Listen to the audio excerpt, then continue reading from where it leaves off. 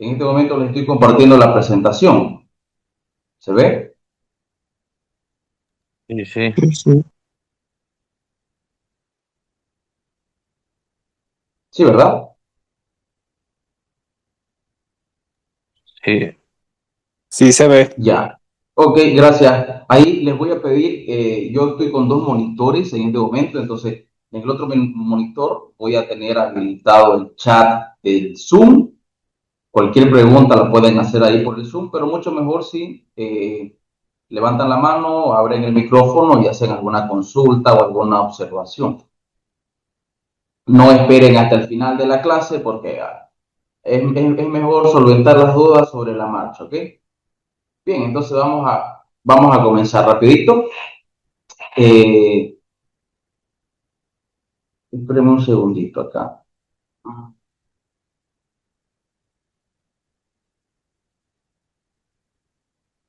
Ahora sí. Bien, recordemos que el aire, cuando estamos hablando de climatización, el aire es nuestro fluido caloportador por excelencia, ¿no? Es el aire, es el fluido que va a estar en contacto con el ambiente que queremos climatizar, pues que también es aire, ¿verdad? Entonces, el aire que estamos manejando por nuestra red de ductos, que puede ser una manejadora, un rooftop, un equipo tipo ducto cualquiera, ese mismo aire es el fluido transportador, ¿no? Es por eso que los sistemas de refrigerante, que se les llaman de expansión directa, se les llama así porque el proceso de expansión se está realizando directamente sobre el fluido del proceso, ¿no? El aire que estamos moviendo. Entonces, por eso decimos que el aire es un fluido caloportador. ¿Bien?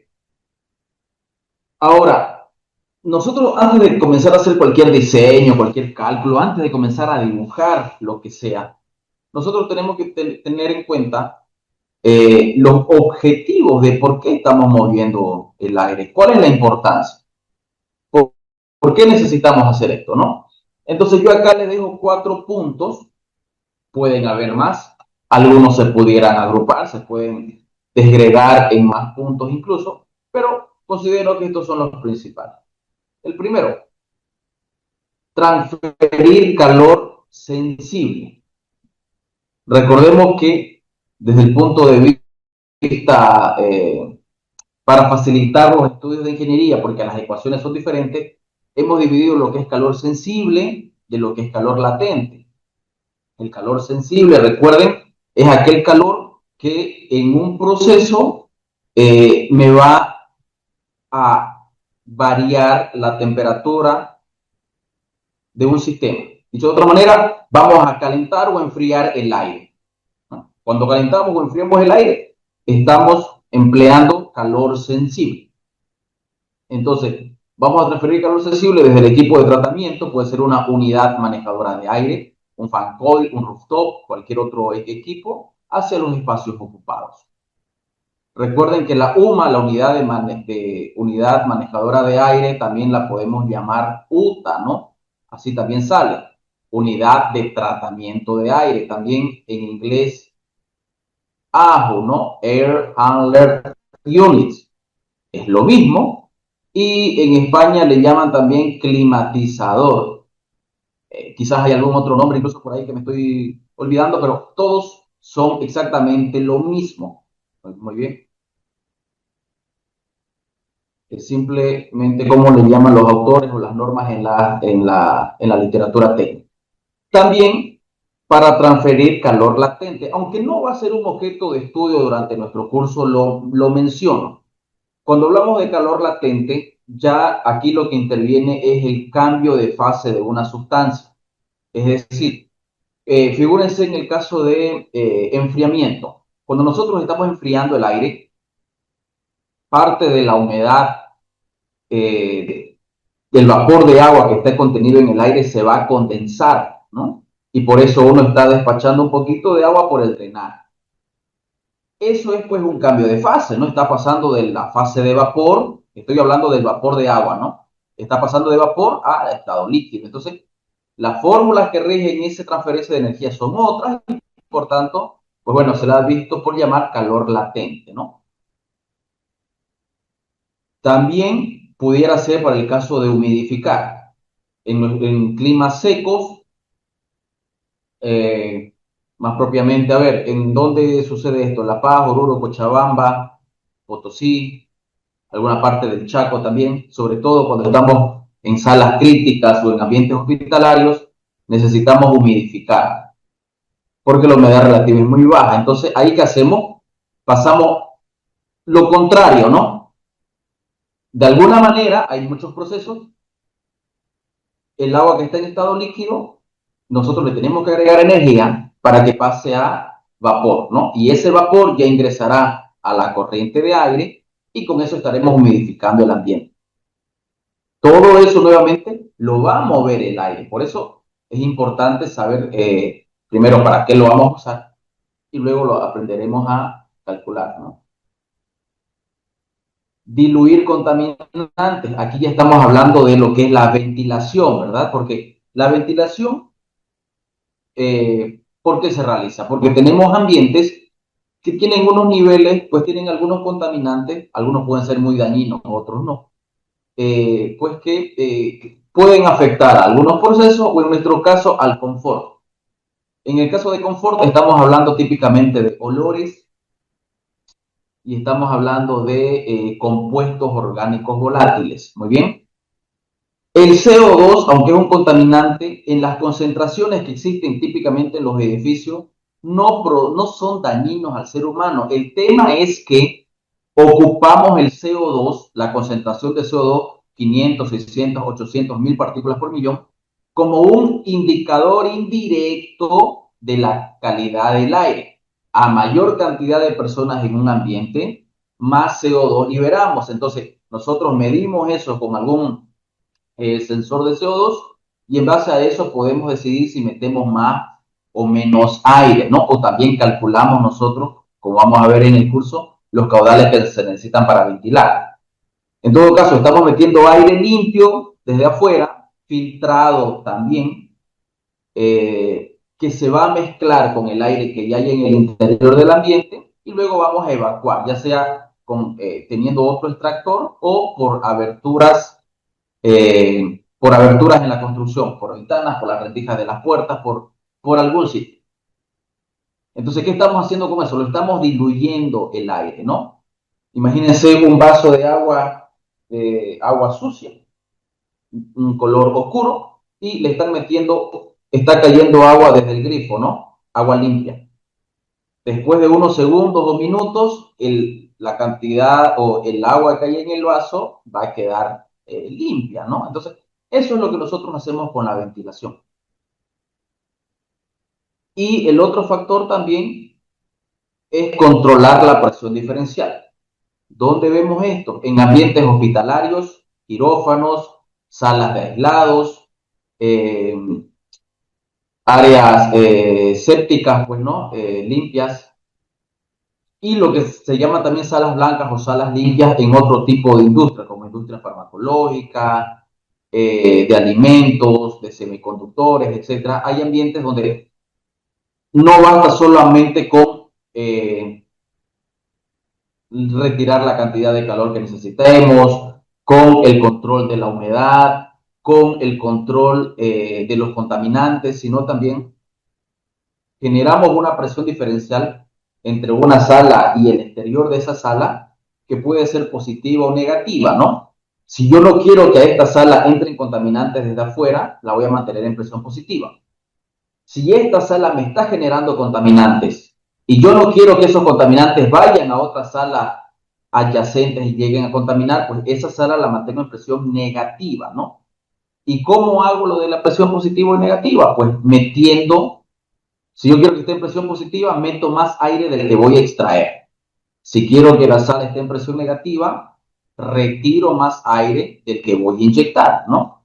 Entonces, en cualquiera de estos casos, también puede ser, por ejemplo, el caso de presurización de escaleras.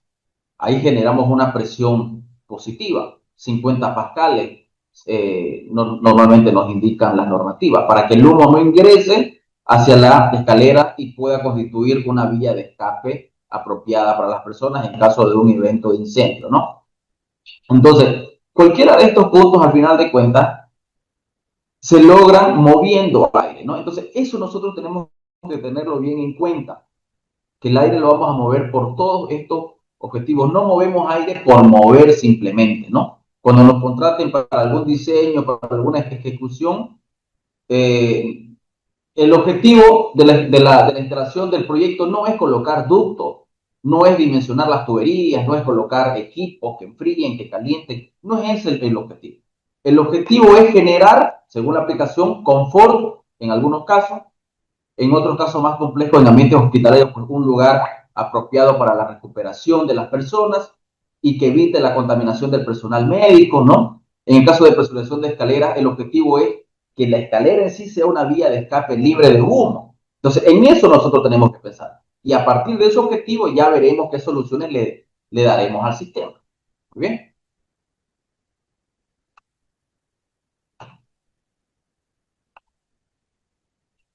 Entonces, como que recapitulando un poquito lo que hemos dicho anteriormente, el objetivo del diseño de ductos es suministrar o retirar el caudal de aire requerido, eso es muy importante, no es cualquier caudal de aire, hasta o desde el local, ¿no? Digamos, yo necesito por carga térmica 60.000 BTUs, saco mi cálculo o ya elegí un equipo y me dice, pues usted tiene que inyectar acá 2.000 CFM, entonces ese es el caudal requerido, ¿no? Si tengo que inyectar. Si tengo que extraer, a lo mejor revisamos las normas y me dice de aquí hay que retirar 1.000 metros cúbicos hora o 5 renovaciones hora o el valor que sea.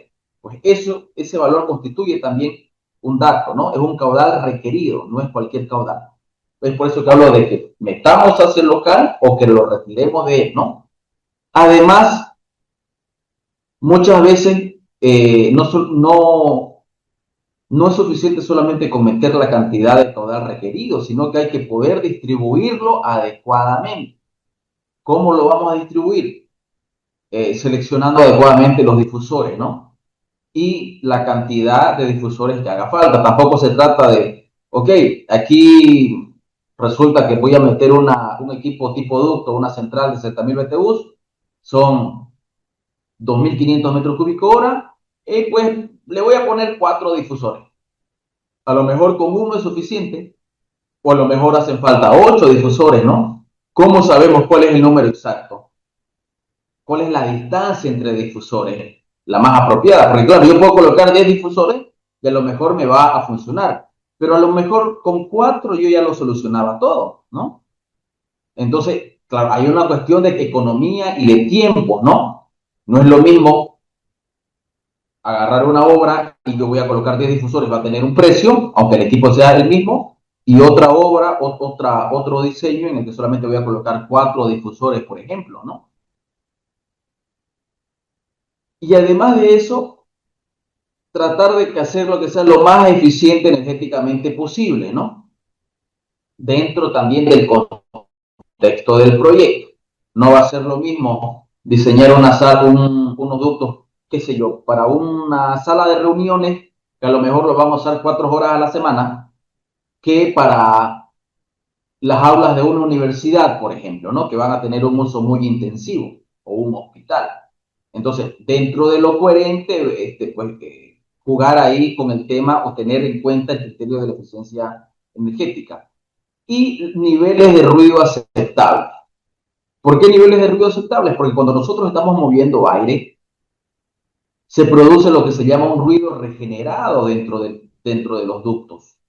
O sea, el mismo aire corriendo a través de los ductos, por los codos, por las derivaciones, me va a generar un ruido adicional al ruido que el equipo ya estaba generando. Y además, cuando estemos atravesando un damper o un difusor, una rejilla, es decir, siempre que tengamos algún elemento que me genere una caída de presión, se me va a generar también ruido. Entonces, eso es otro parámetro que tenemos que cuidar. Muchas veces sucede de que, ok, el ambiente está enfriando, está saliendo el caudal que requería, ok, está funcionando todo bien, pero está generando mucho ruido. Y ese ruido al final termina afectando también al confort, ¿no?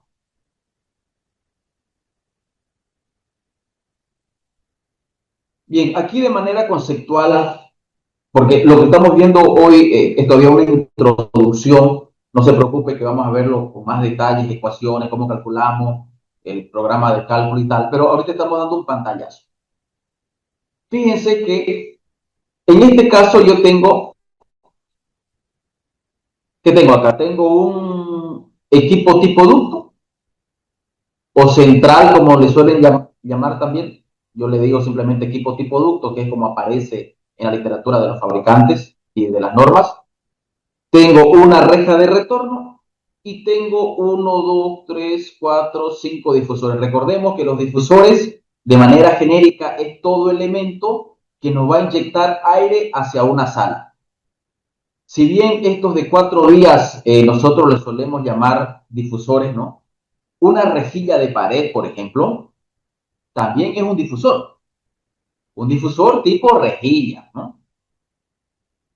Que puede ser de simple deflexión o de doble deflexión. Bueno, un rotacional también es un difusor. Una tobera también es un difusor. Una rejilla lineal también es un difusor. Solo que tiene, digamos, su apellido, por decirlo así, ¿no? Y un nombre más específico. Pero de forma general, en el curso, a todos los elementos por donde estemos inyectando aire le vamos a llamar difusor. Bien. Entonces aquí tengo, ¿cuántos? 1, 2, 3, 4, 5 difusores. ¿En qué consiste nuestro diseño de ducto? Una vez que nosotros tengamos los caudales y hubiésemos establecido, ya vamos a ver de qué forma establecemos los caudales para cada, que tiene que salir por cada difusor y cuántos difusores son y tal. El dimensionamiento de la red de ductos consiste en que yo tengo que darle tamaños, ¿no? Pueden ser ductos rectangulares, redondos. Yo le voy a dar unos tamaños tal que la caída de presión que yo tenga que tener desde la reja de retorno, esto hay que tomar muy en cuenta, es desde la reja de retorno hasta el difusor más, le vamos a llamar desfavorable, a veces coincide con el más lejano, otras veces no tiene por qué coincidir con el más lejano necesariamente, desde el punto de vista geométrico, ¿ok? Desde el retorno hasta ese difusor más desfavorable, se me va a generar una caída de presión, ¿no? Pues cuando yo esté seleccionando mi equipo, además de cumplir con la carga térmica, es decir, con la capacidad ya sea para enfriamiento o para calefacción, el equipo me tiene que dar la presión suficiente para vencer toda esta caída de presión. Si cuando yo selecciono el equipo, bueno, no cuando seleccione, sino cuando yo dimensiono mi red de ductos, la caída de presión es mayor a la que me puede entregar el equipo, pues lo más seguro que vaya a pasar es que yo le entregue la cantidad total de aire que debería, ¿no? Si yo tenía que entregar 2000 CFM, a lo mejor entrego 1800, 1600 CFM. Entonces, ese es un principio que nosotros tenemos que tomar en cuenta. Y esta ruta, este recorrido, miren, de aquí hasta aquí hay un recorrido, de aquí hasta aquí hay otro recorrido, de acá hasta acá hay otro recorrido, aquí hay otro recorrido y aquí hay otro recorrido. Entonces sacamos como conclusión que yo tengo tantos recorridos como tantos difusores tenga. Si yo tengo 20 difusores, voy a tener 20 recorridos. Si tengo 10 difusores, voy a tener 10 recorridos en el suministro. Y lo mismo en el retorno. A lo mejor acá yo por algún motivo tengo 3 rejas de retorno. Entonces, cada una de las rejas me va a constituir un recorrido también. Entonces, cuando yo esté calculando, bueno, el programa ya nos va a decir cuál es la ruta crítica, pero nosotros como ingenieros tenemos que tener en cuenta, porque quizás alguna vez nos toca hacer un cálculo manual o lo que sea, que la ruta crítica es aquel recorrido que me va a generar la mayor caída de presión. Imagínense que el programa calcula, y aquí tengo una caída de presión de 5, no importa las unidades, tomémoslo como un número, aquí es 5, y de aquí a aquí cae 10, ¿no? De aquí a aquí cae 15, de aquí a aquí cae 20, hasta aquí cae, a ver, más o menos otros 15 y hasta aquí cayó 30. Bien, aquí cayó 5, en este otro cayó 7 y en este otro cayó, ¿cuánto? Le vamos a colocar 5 también, ¿no? Entonces, ¿qué es lo que va a hacer el programa? Me va a calcular ¿Cuál es la mayor caída en el retorno? 7. Ok. Entonces, en el retorno, 7, ¿no? Y a eso le va a sumar la caída de presión en el recorrido más desfavorable de la impulsión. Aquí 10, 15, 20, 30, 15. ¿Cuál es mayor? Pues 30, ¿verdad? Entonces, 30. La suma, 37. 37 pascales, por ejemplo. Esa va a ser la mayor caída de presión y a eso es lo que le llamamos ruta crítica, ¿no? Esa es la ruta crítica. Es el mismo concepto que se maneja en la parte hidráulica, en la parte cuando ustedes están dimensionando tuberías de agua, si alguien tiene alguna experiencia en dimensionamiento de tuberías que están conduciendo un fluido, es el mismo concepto. Muy bien.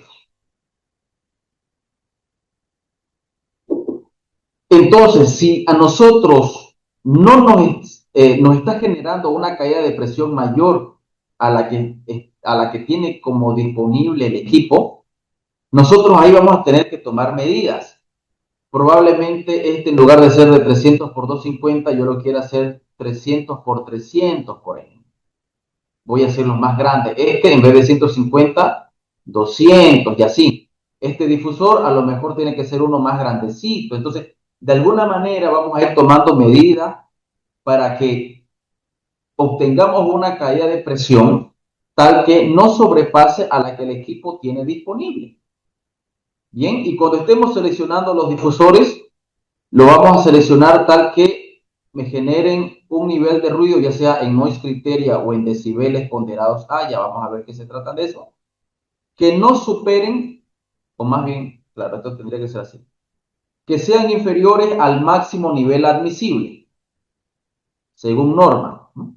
Va a haber un nivel diferente para lo que es un auditorio, para un dormitorio, para una oficina, etcétera. Entonces, tenemos que cuidar de no superar. Y además, las velocidades que vamos a manejar del aire dentro de los ductos también. Ya vamos a ver, hay una tabla que ASRAE nos da, bajo el criterio de que no superemos esas velocidades para no generar un ruido dentro de los ductos que supere también ciertos valores. Ya vamos a ver esa tabla. Muy bien. De eso se trata el dimensionamiento de ductos.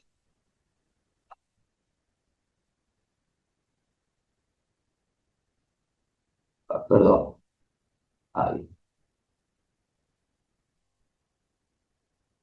Lo mismo sería en el caso de una extracción. Lo que vimos anteriormente es una red de inyección, en este caso es una extracción idéntico. Acá yo tengo un recorrido, acá tengo otro, acá hay otro recorrido y acá hay otro recorrido. Se va a realizar el cálculo y se va a comparar cuál de los recorridos tiene la mayor caída de presión. Tal, ¿cuánto es? Vale tantos. 40 por decir. Ok. ¿Y cuánto es la caída de presión? En este caso, en la descarga del ventilador, que sería como la inyección, hay un solo elemento, ¿no? Entonces hay un solo recorrido. Imagínense que salió 10, pues ¿cuánto es lo total que tiene que tener el ventilador? 40 más 10, 50. Dicho eso, lo que hemos mencionado hace un momento, yo se los resumo en este diagrama. Nosotros nos vamos a encargar principalmente en el curso de estudiar los equipos que yo les llamo comerciales, ¿sí? Es decir, otros también le pueden llamar equipos de confort. Estamos hablando del equipo tipo ducto, estamos hablando de un rooftop, de un ventilador, ¿ok? Nosotros ahí, típicamente cuando estamos haciendo este tipo de diseño, lo primero que seleccionamos es el equipo. ¿En base a qué? A una carga térmica que la vamos a estudiar también rapidito en el curso.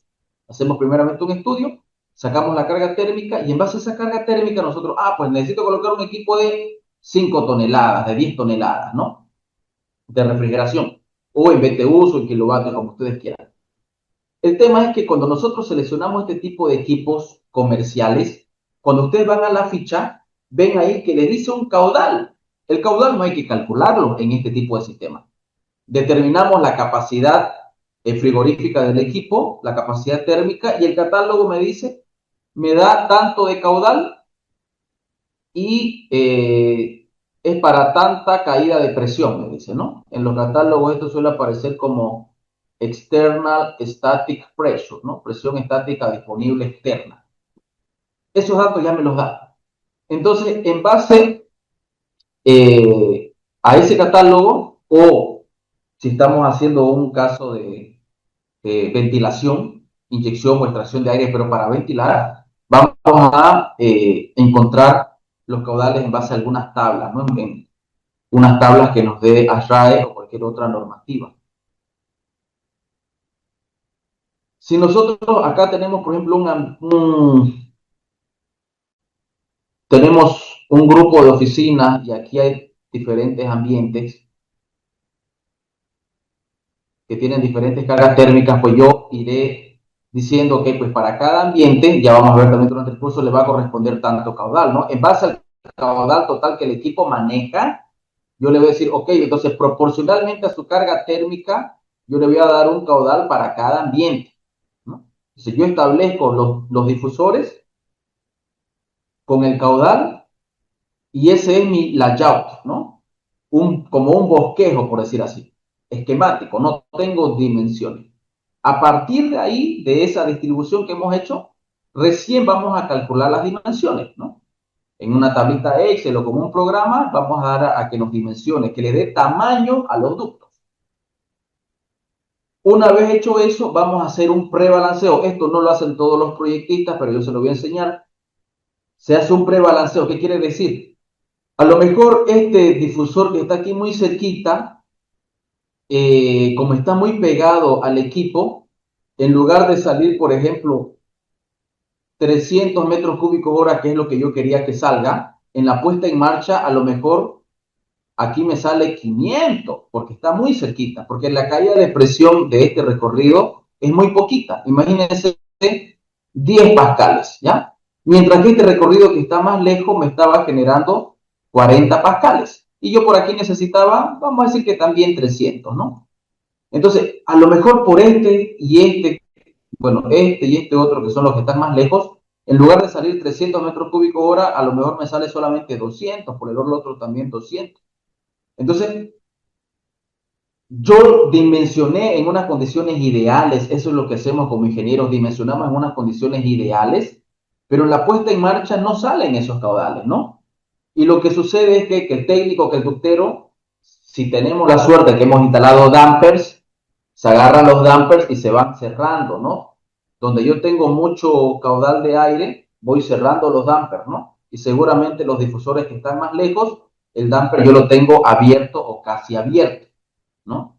El problema ahí es que si yo los primeros difusores los tengo que cerrar mucho, corro el riesgo de que aunque logre balancear el sistema, me genere mucho ruido, muchos decibeles, ¿ya? O mucho noise criteria.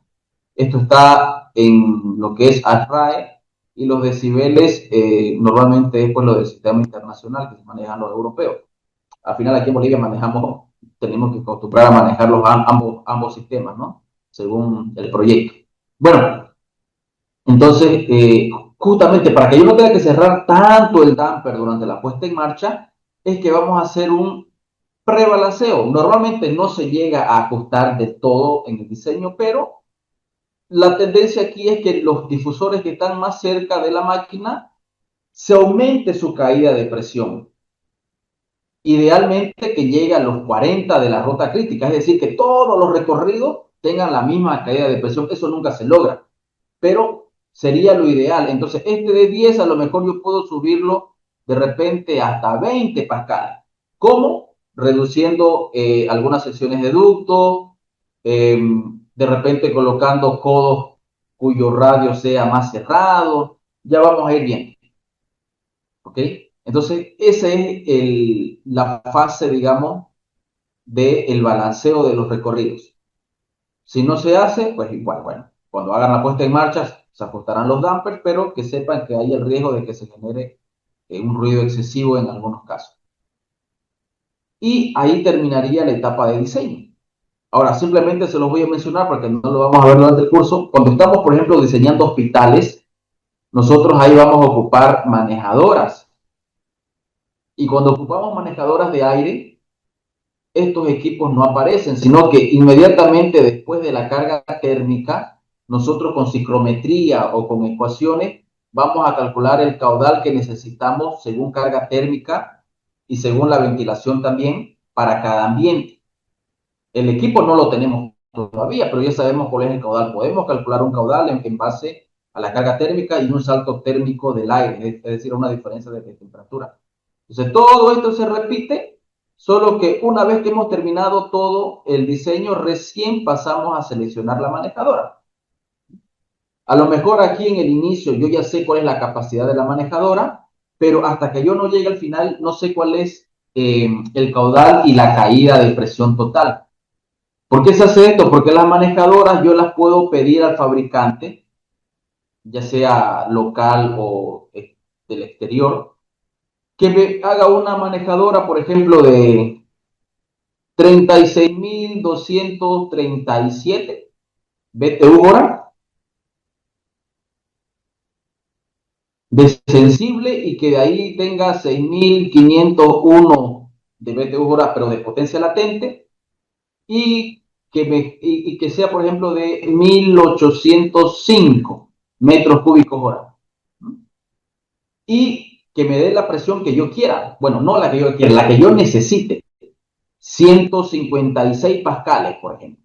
O todos estos datos pueden ser exactamente lo mismo, pero en base a lo que yo diseñé, puedo requerir 200, 90, el valor que haga falta, 151. ¿Por qué? Porque son equipos personalizados, digamos, ¿no? Como un traje hecho a la medida por un sastre. ¿Bien? Eso se ve en ese tipo de aplicaciones, ambientes críticos, ambientes hospitalarios, salas blancas. Nosotros vamos a estudiar, vamos a partir desde aquí hasta este punto. Esto solamente se los he comentado ahí, pues eso, como comentario. Bien, a ver, reviso el chat un ratito, no hay nada. Bien, probablemente ya todos conozcan, pero algunos compañeros probablemente no, entonces lo vamos a hacer rapidito esta parte. Hay ciertos, para facilitar el estudio, dividimos los ductos en diferentes sistemas, ¿no? Aquí yo tengo un equipo de aire acondicionado, no importa si es un BRF, si es un equipo individual, si es un fan coil. La cosa es que es un equipo que me está tratando térmicamente el aire, es decir, me lo está enfriando, me lo está calentando. Muy bien. Entonces, el ducto que sale de este equipo, el ducto que ha salido enfriado o calentado, le vamos a llamar ductos de inyección o de suministro, en inglés es supply, ductos de suministro. A mí me gusta representarlos de color azul, desde el punto de vista como si fuera enfriamiento, ¿no? Si sale frío, es un color azul oscuro. Una particularidad de este sistema de ducto de suministro es que normalmente va a ir aislado, va a ir con aislamiento térmico. ¿Para qué? Para no perder el calor o para no perder la energía que el aire pues me está transportando, ¿no? Además de que en enfriamiento es importante para evitar la condensación del ducto. Entonces, ese aire yo lo voy llevando hacia determinados ambientes, ¿no? Para enfriar, calculado, está a una determinada temperatura, etcétera. Y luego yo necesito retornar, fíjense, estoy retornando aire por acá, por este ducto naranja. Lo retorno ese aire hacia el equipo para que el ciclo se siga desarrollando, vuelva a enfriarlo nuevamente, ¿no? O calentarlo, si fuera el caso de calefacción. Entonces, este ducto por el que está retornando el aire desde los ambientes, pues se llama ducto de retorno, ¿no? Puede ir aislado o puede ir sin aislamiento. Yo recomiendo que se aísle si es que lo van a colocar si es que estos ductos van en el último piso, ¿no? Porque justo encima tenemos la losa o una cubierta y esa siempre está pues más cerca de las condiciones exteriores, ¿no? Entonces se puede perder bastante energía por ahí. Luego, aquí no se llega a contemplar del todo, pero este ducto en color celeste, fíjense que está viniendo al retorno del equipo, ¿no? Está llegando a su retorno. Este ducto lo que me está metiendo es aire exterior, aire de ventilación. Entonces, A este ducto le llamamos ducto de aire exterior. Estos son sus nombres con los que aparece en inglés. Este ducto de aire exterior, si viene desde una unidad manejadora de aire o simplemente le vamos a llamar manejadora para abreviar, si viene desde una manejadora, seguramente ya ha sido tratado térmicamente, ¿no? Enfriado o calentado. Entonces, todo ducto que ya ha sido tratado térmicamente es recomendable que vaya aislado. Si este ducto de ventilación no viene de una manejadora, viene simplemente desde un ventilador y unas etapas de filtrado, no hace falta aislarlo, porque no lo hemos tratado térmicamente. Está a la misma temperatura nomás del exterior, lo hemos limpiado a través de los filtros, pero nada más. Entonces, según venga de una manejadora o simplemente de un ventilador, pues en el primer caso irá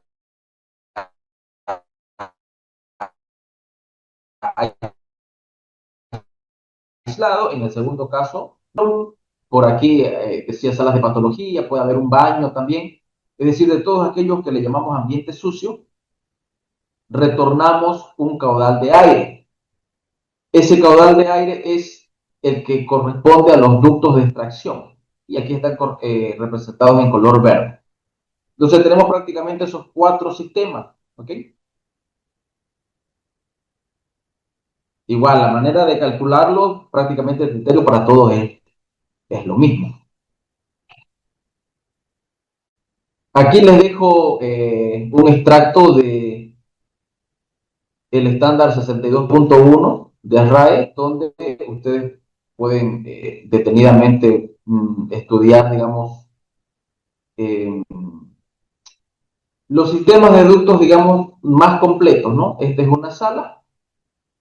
Aquí en el lado derecho que tengo una extracción localizada, puede ser una campana de cocina, por ejemplo, donde yo estoy extrayendo aire y como estoy extrayendo gran cantidad de aire, estamos metiendo otro cierto porcentaje para compensar, para no terminar chupando todo el aire que ya he tratado térmicamente del resto del recinto. Una parte de aire puede infiltrarse, entonces hay aire de infiltración, otra parte puede salir hacia el exterior. Si esto estuviera en presión positiva, normalmente va a haber aire que va a salir hacia el exterior. Eso se llama exfiltraciones. Todo el aire que yo estoy retornando, que estoy sacando de un local, en este caso, es el retorno de aire, ¿no? Lo que yo les explicaba. Y el aire que estoy inyectando es el suministro, el aire de inyección. Parte de este aire de retorno, si yo lo tiro hacia afuera, ya se llamará aire general de extracción. Si hay una parte que yo estoy, digamos, recirculando hacia, aquí fíjense que esta es la unidad de acondicionamiento de aire, ¿no? Esa parte que va a volver al proceso para volver a inyectarse se le llama aire recirculado. Luego tengo el aire exterior. Fíjense que aquí una parte del aire de extracción yo lo tiré, pero otra parte la puedo tirar haciéndola pasar por un recuperador de calor. Energy Recovery Ventilation, ¿no? ERV salen en los proyectos en inglés. Es un recuperador de calor de placas o de alguna otra tecnología, ¿no?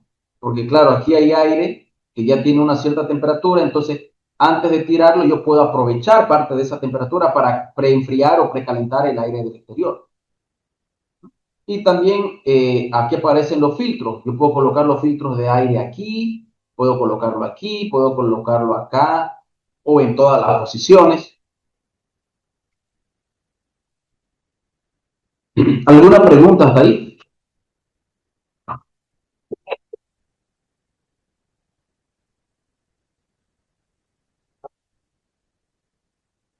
Bien, y para terminar nuestra parte introductoria, Hola, hola. La consulta. la curva resistente del sistema, ¿sí? ¿Alguien tiene una pregunta? Sí, sí, una consulta, por favor. Diga, Derin. Eh, bueno, bueno, la configuración de un edificio actualmente en construcción, ya por situaciones de estética y demás cosas, se está haciendo todo el cerramiento de vidrio. y se está ya, proyectando, bueno, capa de vidrio paralelo, ¿no? Entonces, es una altura considerable de 120 metros. Algo parecido ya. a la Green Tower, ¿no? Para que nos ubiquemos. Bueno, una de las Green Towers. Ujú. Y entonces, por la altura y por las configuraciones, bueno, se pretende emplazar también en Potosí. Y bueno, el tema es de que ya viendo anteriores construcciones similares y también haciendo algunas modelaciones y también desplazándonos en la parte superior, que pues hay bastante flujo de viento. Entonces, pues bueno, no es conveniente hacer abrientes, ¿no? O sea, ventanas, sino que prácticamente va a ser todo cerrado y evidentemente se necesita la ventilación mecánica, además de pues, lo que es el control de temperatura, ¿no? A tomar en cuenta también, bueno, las cocinas, la parte sanitaria, lo que se pretende que también, bueno, esta infraestructura, la parte de abajo va a ser área comercial y a partir del piso 4 hasta el piso, pongamos el piso a los demás pisos que son hasta el décimo, décimo octavo piso más o menos, van a ser departamentos. Entonces hay una configuración mixta y bueno, hay que tomar en cuenta de cómo vamos a manejar ese aire, como usted decía, para que no se contamine con otros factores, ¿no? Gases residuales, vamos a hablar, por ejemplo, de productos de la combustión de las cocinas, y bueno, ese tipo de cosas. Entonces, entiendo el enfoque que está haciendo ahora y más o menos por ahí apunta a lo que vamos a ir haciendo posteriormente. Esa es la pregunta. Sí, sí, sí, sí. Vamos a ir aprendiendo esos conceptos, ¿no? Imagínese usted tiene Ok, una planta, imagínese que aquí tiene una cocina o una cocineta y tiene el área, algunos despachos por acá del gerente, del, de otro de los administrativos y por aquí, por ejemplo, está la caja de escaleras, ascensores, ¿no? Y lo demás son ambientes de oficinas, pues donde está, digamos, todo el personal de la empresa. Entonces, lo que habría que hacer, por ejemplo, es meter aire por un sitio, lo tendremos que distribuir hacia cada uno de los ambientes, aire exterior, ¿okay? Luego, por ejemplo, pueden tener los equipos internos de aire acondicionado o de calefacción internos que ellos van a estar recirculando una parte del aire de la sala e inyectando hacia el ambiente, ¿no? Ellos toman una pequeña porción y lo inyectan al ambiente para enfriar, para calentar, ¿no? Y el aire exterior pudiéramos estarlo tirando a los retornos, por ejemplo, ¿no? Seguramente van a tener baños también, entonces de la batería de baños se puede agarrar el aire y tirarlo hacia afuera y también con lo de la cocina, agarrar aire de acá exterior y tirarlo. Una configuración más avanzada sería de alguna manera, este aire y este aire canalizarlos, por ejemplo, así por aquí, en lugar de tirarlo para afuera, ¿no? Los uno, bueno, también pueden ir por separado, y en lugar de que aquí haya un ventilador que inyecte y aquí otro ventilador que extraiga, los puedo pasar por un recuperador de calor, ¿no? Porque este aire, imagínense que ya está a 20 grados en Potosí, me decía, ¿no? Y aquí afuera puede estar a 5 grados, ¿no? Entonces, en lugar de entrar a 5 se va a precalentar con este que yo estoy retornando, que va a estar cerca de los 20 grados, ¿no? Entonces, este va a entrar, qué sé yo, a, digamos, 15 por decir, ¿no? Entonces, ya estoy ahorrando algo de energía también, ¿no?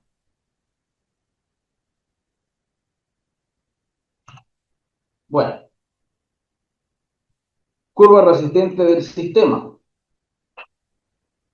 Lo que hay que tener muy en cuenta es que cuando la velocidad en el aire, fíjense que aquí en este eje de las abscisas, en el horizontal yo tengo velocidad, pero también pudiera ser caudal, porque están íntimamente relacionadas, ¿no? Y acá arriba tengo caída de presión. Conforme la velocidad sitúense en esta curva, por ejemplo, en la magenta. para una misma red de ductos, si yo aumento la velocidad, la caída de presión también va a aumentar. Pero el tema aquí es que no aumenta en la misma proporción. Fíjense, de 2000 a 3000, ¿cuánto ha sido el incremento? De un 50%, ¿no? La mitad de 2000 es 1000. Entonces se ha incrementado en un 50% el caudal. Pero la caída de presión, ¿de cuánto pasó? Desde menos de 1.5 columnas de agua a más de 3, ¿no? O sea, más del doble se incrementó. Entonces, la curva resistente del sistema nos relaciona la velocidad a la que está corriendo el aire, pero al cuadrado. Eso hay que tener muy en cuenta, ¿no? Si yo elevo el doble, la velocidad, o el doble el caudal, la caída de presión no va a aumentar el doble, va a aumentar mucho más allá, ¿no? 2 por 2, 4, digamos, 4 veces. 2 elevado a 2, 4. También va a ser afectada por la rugosidad. Fíjense, hay materiales que tienen una rugosidad muy baja, pero hay otros materiales que tienen una rugosidad muy alta. Entonces, para un ducto que sea del mismo tamaño, manejando el mismo caudal, si yo lo he construido de materiales que tengan una rugosidad diferente, la caída de presión también va a ser diferente. A veces no nos damos cuenta de esto porque normalmente los ductos en Bolivia los fabricamos todos de chapa galvanizada, ¿no? Entonces prácticamente siempre tienen la misma rugosidad. Pero si alguno, por ejemplo, usa en otros países, en Colombia se usa bastante, hay una marca comercial, Alupir, son ductos ¿cuál es el material este? Polisocianurato. También hay de lana de vidrio compactada, digamos. Lana de vidrio o lana de roca, y por dentro tiene otro forro, un aluminizado. Muchas veces esos materiales tienen una rugosidad absoluta un poquito mayor a la del acero galvanizado, es decir, no es tan liso. Entonces se generan mayores caídas de presión también. Bien, hoy lo que vamos a hacer es calcular la carga térmica. Muy bien.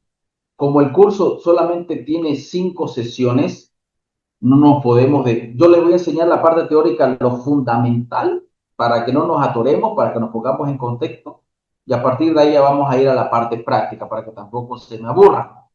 Entonces, nosotros vamos a usar, como ya habrán visto en el brochure cuando se inscribieron, el CIPECAD MEP. En este momento lo estoy abriendo, creo que ya lo tenía abierto, a ver, no.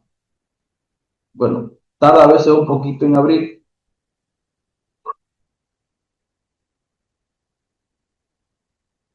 Mientras va abriendo, les voy a mostrar el proyecto que vamos a usar o los planos que vamos a usar para nuestro curso.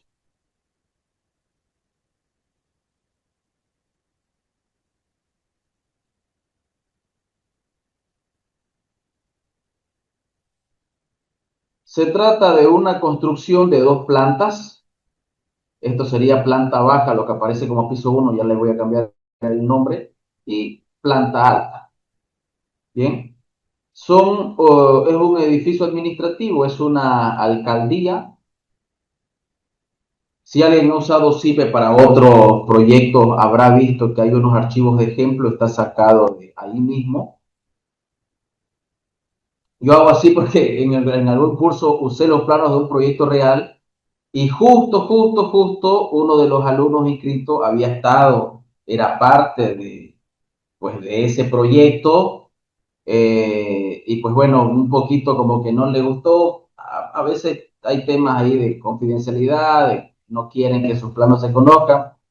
Yo no entiendo mucho el motivo del por qué, pero bueno, se respeta, ¿no? Entonces ya desde esa vez pues dije, bueno, voy a usar algún plano que nadie se va a molestar, y por eso uso lo que aparece en CIPECAD como ejemplo.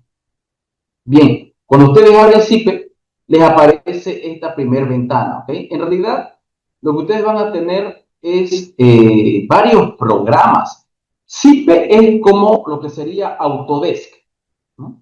Y Autodesk tiene un montón de programas, ¿cierto? En este caso, cuando ustedes instalan CIPE, les aparecen todos los programas también. Y nosotros dentro de ese compendio de tantos programas que hay de arquitectura, este es el más común, el más extendido en Latinoamérica, el CIPECAT, el que es para estructura. En España, por ejemplo, CIPE es originario de España, el más extendido en España, sin embargo, en su país de origen, es CIPECAT-MEP, el que es usado para instalaciones. Y luego hay otros programas ahí de eléctrica, simulaciones, gestión y no sé qué tantos más. Vamos a usar nosotros CIPECAT-MEP. Bien, en este momento lo estoy abriendo. Tan solo ese programa es todo un mundo. Ya lo van a ver. Bueno, entonces, a ver, ¿qué tenemos acá? Piso 1, tenemos unas oficinas comunes, tenemos un auditorio, tenemos unos departamentos, unas oficinas individuales, archivo y algunos baños por acá y una área común. El ingreso se ve que es por aquí, puertas de vidrio, acá hay un vacío. Y en planta alta, ¿qué tenemos? Tenemos más oficinas, otra sala de reunión, más despachos individuales, biblioteca, otros baños y una área común también. Y otras aulas de música. Dice, fíjense que el muro de las aulas de música es diferente a los otros muros, ¿no? Eso es porque seguramente estas aulas tienen un aislamiento acústico y normalmente el aislamiento acústico llega a ser también aislamiento térmico, es así. Bien, voy a ver si el programa ya me terminó de abrir o...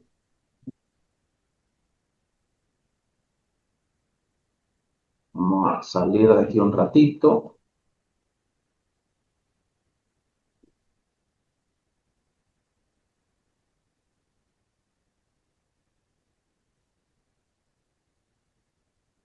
Ahí está. Bien, antes de comenzar con el programa, ustedes tienen que tener en cuenta esto, miren. Se puede hacer también dentro del programa de CPCAT-ME, pero es mucho más fácil hacerlo desde el AutoCAD, además porque pues normalmente estamos más familiarizados con el uso del AutoCAD, ¿verdad? Sea del área que seamos. Entonces, primero verifiquen de que está en unidades coherentes. 1,63, o sea, 1,63 metros. Ahí voy a pedir una puerta más pequeña. 0,82, ok. Entonces, estoy verificando de que está en unidades de metro, ¿no? Cada unidad de dibujo del AutoCAD para mí va a ser un metro, ok.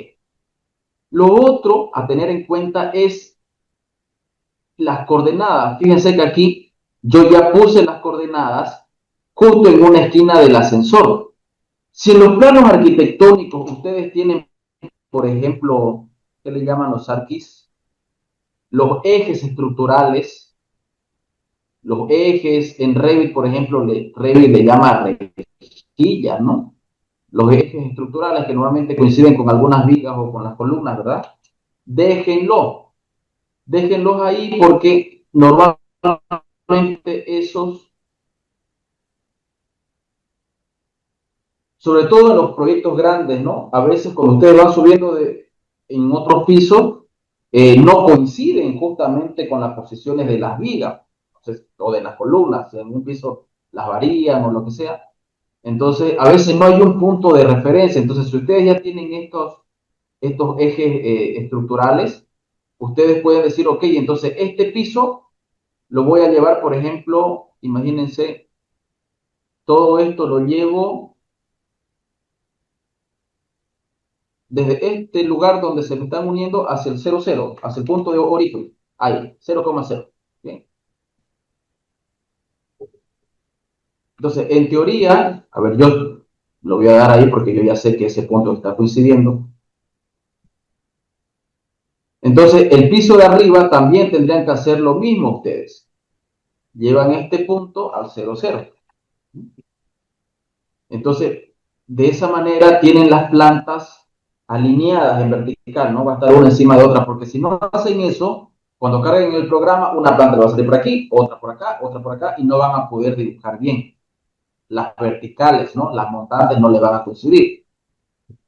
La otra forma es como yo lo tenía inicialmente, pues a veces no tenemos esos ejes nos los pasan así nomás los planos. Entonces, agarren un ascensor, por ejemplo.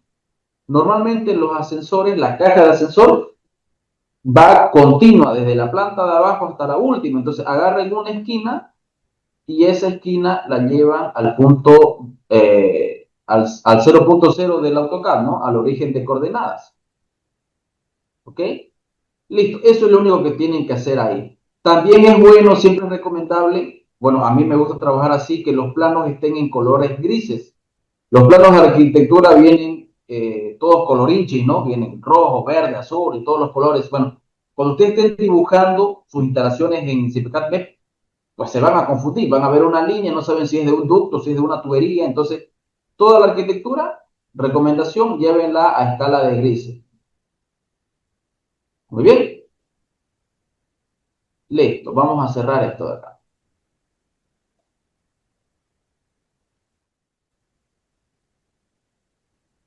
A ese que se llama nivel 1, yo le voy a poner planta baja.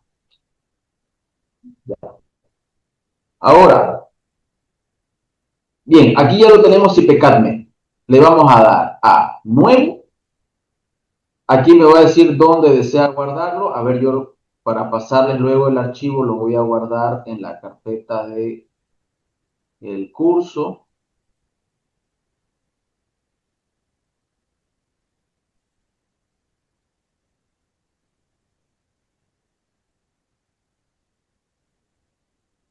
Archivo, sí, aquí. Nueva carpeta. Infinity Tech.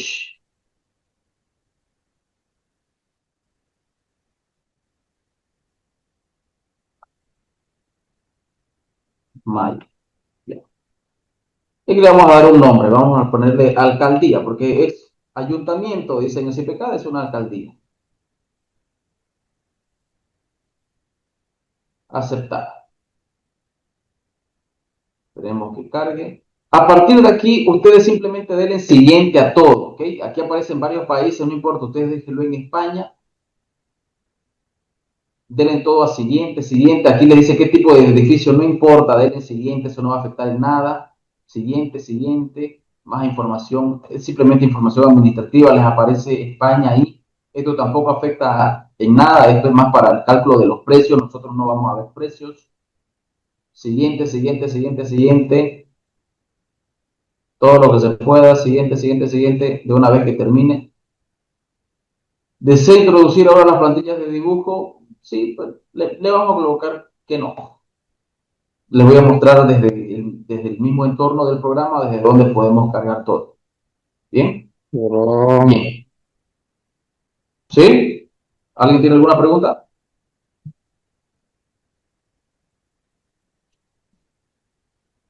No de momento. Ok. Entonces, una vez que ya estamos en el entorno, yo les recomiendo guardar. A veces, sobre todo con versiones antiguas, recuerden que estos programas son caros. Hace un mes me hicieron la cotización para tener la licencia actualizada y era como 4.000 euros. Entonces, las versiones craqueadas que tenemos a veces se nos suelen colgar. Entonces, acostúmbrense cada 5 o 10 minutos darle a guardar. En este caso, que pasamos este proceso como de asistente, si algo pasara y se nos colgara, tuviéramos que repetir el proceso. Entonces, ya me acostumbré que una vez llegamos a esta ventana, le doy guardar. Que no hay... Algo que hace es, a ver, aquí hay 5 menús. Tenemos el menú de obra,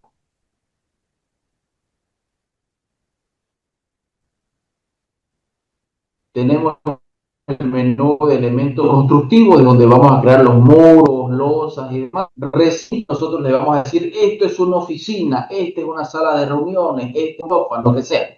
Edición, pues algo, herramienta, normalmente no suelo usar estas cosas aquí. Y donde voy a visualizar los resultados, los cálculos. Entonces, ahorita estamos en el menú de obra. Si yo me voy aquí donde dice plantas grupo, le doy clic, voy a ver que solamente tengo una planta creada por defecto, una planta baja y luego viene una cubierta. Entonces, yo a esta planta baja le digo, por ejemplo, que obviamente esto habrá que ver los planos de arquitectura, los cortes, qué sé yo, y darle una altura. Yo aquí le voy a colocar 4 metros, vamos a considerar que la planta baja son 4 metros, y necesito una planta alta, ¿verdad? Acá no tengo una planta alta. Entonces, acá yo tengo dos botones. El de la izquierda dice nuevo grupo de plantas sobre la rasante, es decir, pisos que van a estar por encima del terreno. Le doy clic ahí, que se va a llamar por defecto, le dice planta 1. Yo le voy a decir que se llame planta alta. Y por defecto me dice 3 metros, pues yo le voy a decir 3.2 por ejemplo. ¿Bien? Ahí ya tengo un segundo nivel. Si yo quisiera, el compañero que me habló hace un momento, no sé si me estaba hablando del mismo edificio de repente, yo le hice a la constructora Altavida el año pasado, creo que fue, sí, el año pasado, un diseño de un edificio que era puro vidrio, donde tenía varias plantas tipo, a lo mejor estamos hablando de ese mismo, empresarial, no recuerdo qué se llamaba. Y pues bueno, tenía por decir 6 plantas tipo de oficinas, por decir. Entonces, cuando uno quiere cargar plantas tipo, uno puede hacer esto.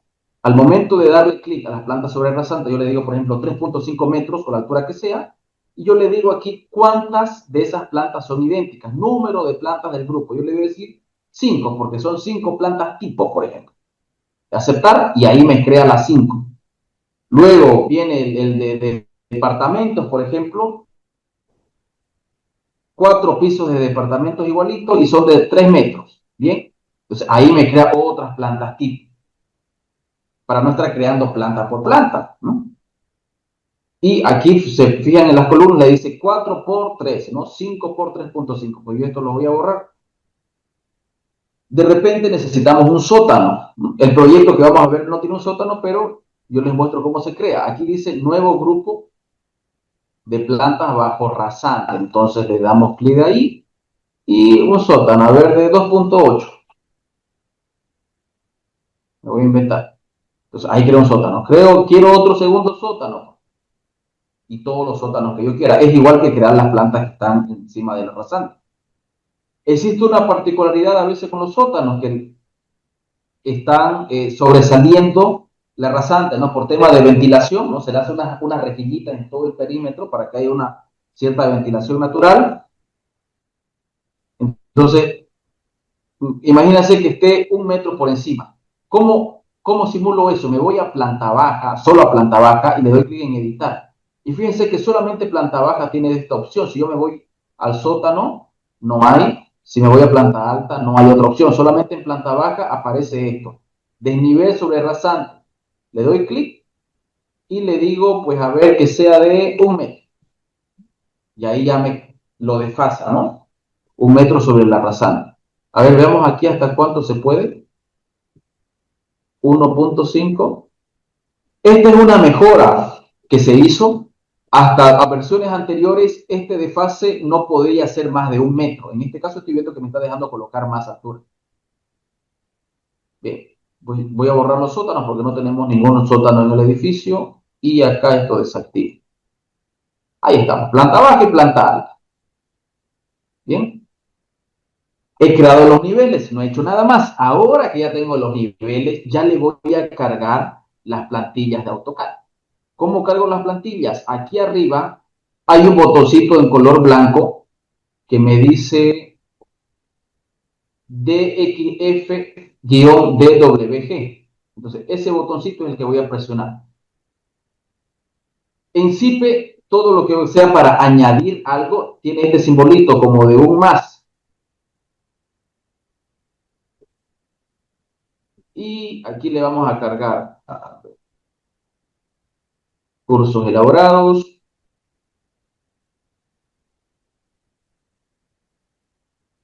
Planta baja y planta alta, ¿no? Aceptar. Muy bien. Ok, ahí ya nos cargó, pero ahora yo le tengo que decir qué AutoCAD, o sea, qué plano corresponde a qué piso. Fíjense aquí abajo, me dice que estoy en planta baja, ¿no? Entonces, al ladito del botón que acabamos de usar, aparece otro que me va a comandar, digamos, la visualización de las plantillas. Al darle clic, yo le digo, en este nivel quiero que se vea planta baja. Y ahí está planta baja. Me voy al nivel superior. ¿Cómo me voy? Con este botón, subir grupo. Ahora me fui a la cubierta, bajar grupo, me fui a planta alta, vuelvo a bajar, me voy a planta baja, ¿no? Si tuviera un sótano, le daría y me iría al sótano. Si yo tengo, por ejemplo, 20 pisos, no voy a darle uno por uno, ¿no? Entonces le doy clic a este botón del medio.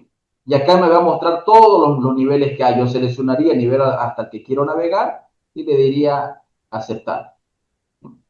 Planta baja, ya lo cargué, me voy a subir a planta alta. Ahora en planta alta le digo que quiero visualizar el plano de planta alta. Y ahí ya lo estoy viendo. Pueden verificar si las plantillas están coincidiendo en vertical. Fíjense, yo me estoy moviendo hacia cualquier sitio. Y si ahora abajo, desde planta alta a planta baja, me tiene que aparecer en el mismo sitio. Ahí me está apareciendo, ¿no? Subo, bajo. Entonces, sí están colocadas exactamente, están exactamente alineadas. Bien. Ahora, lo que vamos a hacer en esta clase, hasta donde nos dé la hora, es ir modelando el edificio para calcular la carga térmica. Vamos a comenzar por las paredes. Recuerden ustedes, vamos a hacer un pequeño espacio de unos 5 minutos, que la carga térmica de un edificio, a ver, déjenme a lo mejor, tengo otra presentación aquí de un curso de calefacción con radiadores y suelo radiante, donde sí muestro esa información. Luego se las voy a actualizar, ¿ya? Voy a colocarlas en las diapositivas que ustedes van a tener para que las puedan tener a mano. Aquí.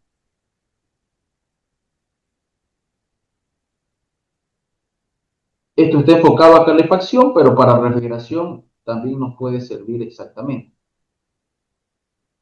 Aquí.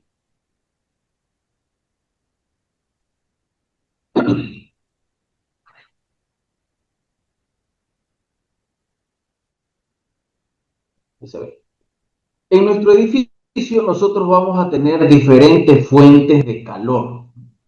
Si estamos en el caso de refrigeración, que es lo más complejo, digamos así, desde el punto de vista del cálculo de la carga térmica, tenemos la radiación solar, ondas electromagnéticas, ¿no? De onda corta, tienen alta energía, infrarrojos, que van a ingresar, van a atravesar los vidrios, ¿no? Otra cantidad no atravesará los vidrios, sino que se encargará de calentar las losas, de calentar las fachadas, y luego ese calor, conforme vaya pasando el tiempo, va a ir ingresando hacia el interior.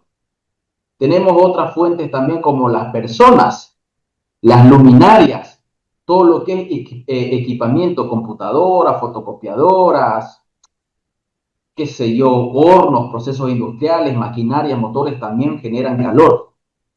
Equipos de datos, equipos de comunicación, ¿no?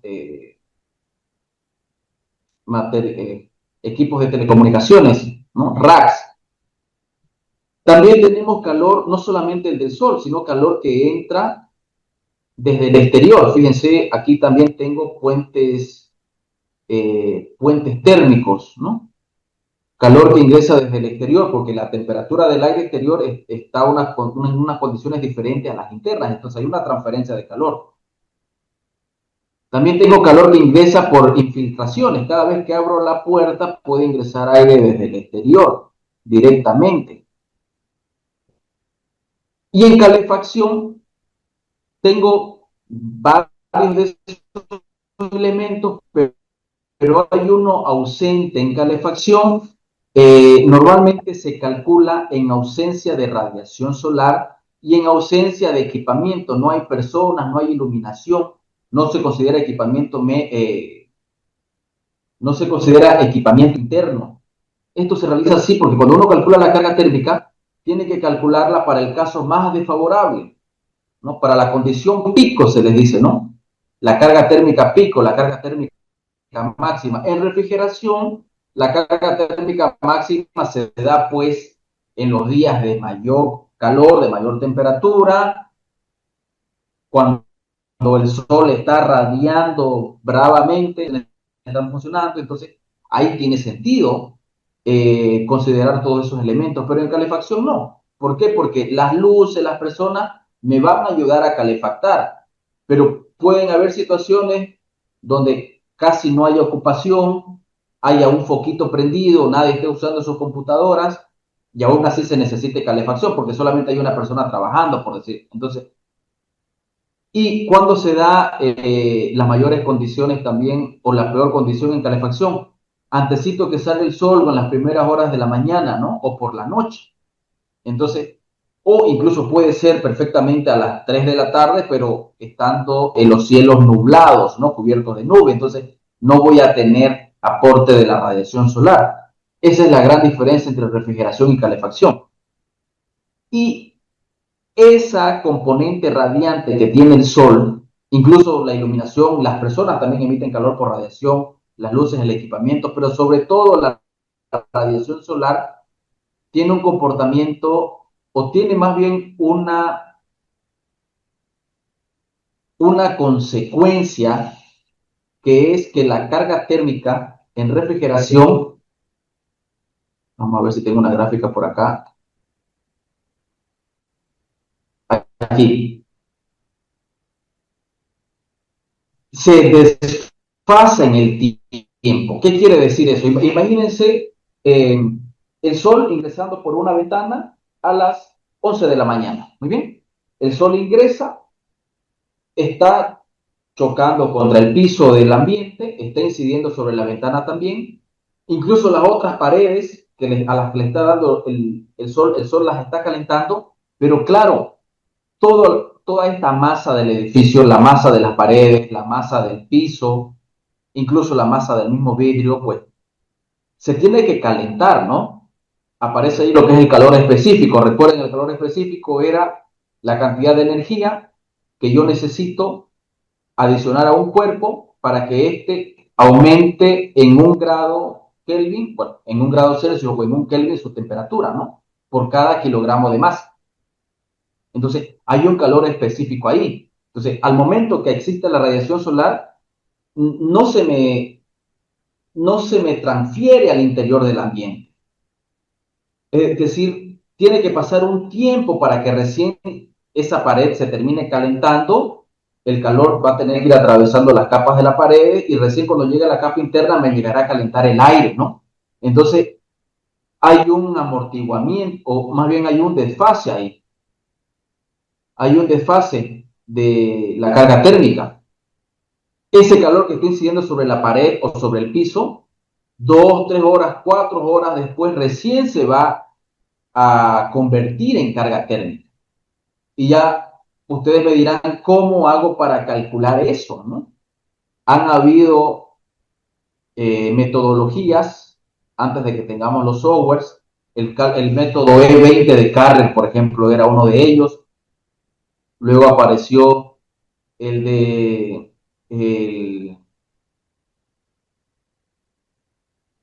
se me fue el nombre ahorita, la temperatura, a ver, el método del CLMT creo que se llama, la temperatura media logarítmica equivalente, que me trataban de simular este fenómeno, ¿no? Que la radiación solar, si bien está incidiendo sobre el edificio, no es carga térmica todavía, pasa un tiempo, ¿no?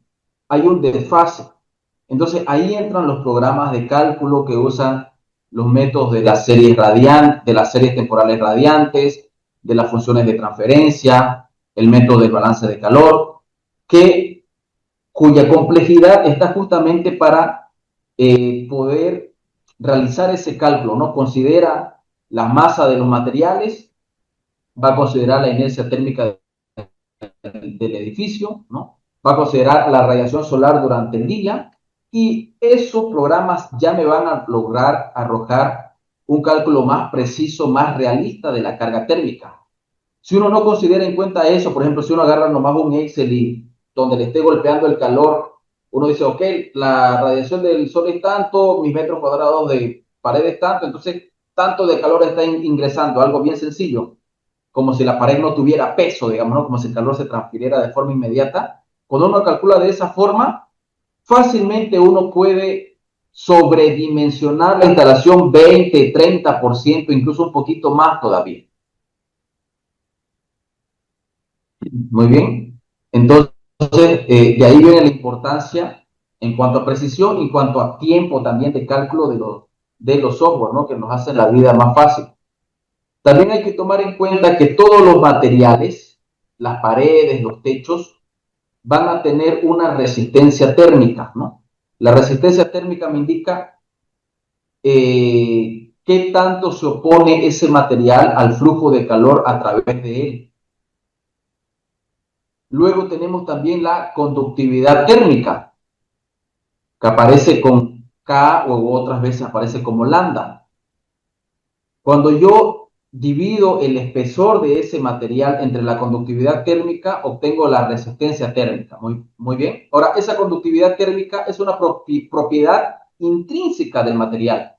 Yo tengo lana de vidrio, tengo acero, tengo yeso, tengo cerámica, tienen un valor de conductividad térmica sin importar su espesor. ¿Ok? Es por eso que es una propiedad intrínseca del material. Cuando yo ya introduzco el espesor, yo ya tengo una resistencia térmica. Entonces, si yo tengo, por ejemplo, lana de vidrio de 25 milímetros, va a tener una resistencia térmica. Pero si tengo lana de vidrio de 50 milímetros, va a tener otra resistencia térmica, ¿no? Lo que es lógico, ¿no? Es sentido común. A mayor espesor, mayor resistencia térmica. Pero sin embargo, la lana de vidrio de 25 milímetros con la lana de vidrio de 50 milímetros, ambas tienen la misma conductividad. La conductividad me indica la facilidad con la que un material conduce el calor. Muy bien. También hay que tomar en cuenta que las cámaras de aire, es decir, el aire en sí, el aire, por ejemplo, ¿dónde vemos esto fácilmente? En el entretecho. Yo tengo una losa y tengo acá un cielo falso, ¿no? Y entre ellos, ¿qué hay? Hay aire, hay un colchón de aire, es una cámara de aire. Esa cámara de aire representa también una resistencia térmica que también el programa nos va a ayudar a calcular. Hay también paredes, por ejemplo, cuando construimos muros drywall, es decir, muros de yeso, ¿verdad? Con perfiles de acero galvanizado, colocamos una placa de yeso, va el perfil y viene la capa por el otro lado, ¿no? Pero en realidad en el medio está quedando aire prácticamente, ¿no? Entonces eso también es una camarita de aire que me va a generar una resistencia térmica. Todo eso nos lo va a poder calcular también el programa. ¿Alguien tenía alguna pregunta? No. Ok, aparece también una resistencia superficial, se le llama. Fíjense que acá en la imagen yo tengo un muro compuesto por muchas capas, ¿no? Hay una capa, esto puede ser una placa de yeso, tengo un aislamiento térmico, tengo otra placa de yeso, tengo una cámara de aire, tengo una cámara, perdón, una capa de ladrillo y esta puede ser una capa de revoque, por ejemplo.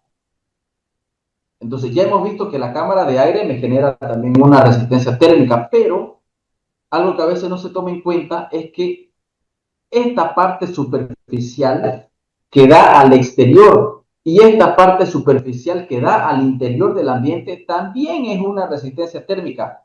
Hay una peliculita ahí, imagínense unas moléculas que están ahí, que ya han recibido calor, hay calor que se está transfiriendo, y mientras estas moléculas estén ahí quietitas, digamos, tratan de estar a una temperatura similar a la de la pared. Entonces, no hay una buena transferencia de calor. En el momento de que hay una brisa por acá, hay viento, coloquémosle así, hay aire que se está moviendo, estas moléculas se van y viene otra molécula, pues, a la temperatura del ambiente que todavía no ha recibido calor, ¿no? Entonces, esa va a recibir calor con mayor facilidad. Entonces, mientras haya mayor velocidad de aire, la resistencia térmica de esta capa superficial va a ser menor, ¿verdad? Si hay más velocidad de aire, nosotros lo sentimos en el cuerpo humano, ¿no? Cuando nos hace calor en el oriente, ¿qué hacemos? Si no tenemos aire acondicionado, un ventilador colocamos, ¿no? Y el ventilador nos está tirando aire caliente igual. Pero, ¿qué sucede? Desde que está generando una corriente de aire por nuestro cuerpo. Entonces, nuestro cuerpo puede evacuar calor más fácilmente. ¿Por qué? Porque la resistencia superficial de la piel ha disminuido. Podemos evacuar calor más fácil. Y eso es lo que nosotros sentimos como un confort, ¿no? Lo mismo va a suceder en los edificios, en una pared, en un techo, en los pisos, hay una resistencia superficial. Y aquí hay un dato interesante, para un vidrio, por ejemplo, ya lo vamos a ver, yo tengo un vidrio,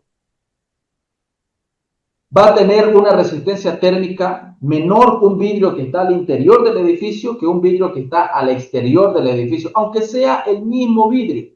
Es más, si nosotros sacáramos ese vidrio que tenemos dividiendo un ambiente de otro, y yo fuera y lo colocara al exterior del edificio, tuviera otra resistencia térmica. ¿Por qué? Porque al exterior del edificio, ¿qué hay del otro lado? Hay el viento del emplazamiento, ¿no? Hay unas corrientes de aire. Entonces, más rápidamente voy a evacuar calor por ahí, mientras que ese mismo vidrio dentro del edificio, ¿cuánto es la corriente de aire que hay dentro de una oficina, de un dormitorio? Prácticamente es nulo, ¿no? Es muy pequeño, es despreciable. Entonces, tengo otra resistencia térmica, aunque el material sea el mismo. Eso también lo vamos a ver, lo vamos a caracterizar. Bien, aquí yo les muestro las ecuaciones para la resistencia térmica. Cuando yo tengo un muro de diferentes capas, lo que tengo que hacer es sumar la resistencia térmica de cada capa. De la superficial, de todas las capas sólidas, de la cámara de aire y otra vez de todas las otras capas al otro lado de la cámara de aire, incluido la superficial exterior. Es una suma, es una simple suma. ¿Bien? Claro, el tema es que esto es un poquito pues, moroso, ¿no? Tendríamos que tener un Excel y estar calculando uno por uno, entonces el programa lo va a hacer por nosotros. Pero yo les voy explicando acá para que tomemos en cuenta qué es cada cosa, para que cuando le estemos dando datos en el programa sepamos qué son y nos demos cuenta cómo le van a afectar. Si a esa resistencia térmica de la que hemos hablado, o sea, toda esta pared va a tener una resistencia térmica total, ¿no? Como ya dije, la suma de todas las capas. Si a esa resistencia térmica yo la divido entre 1,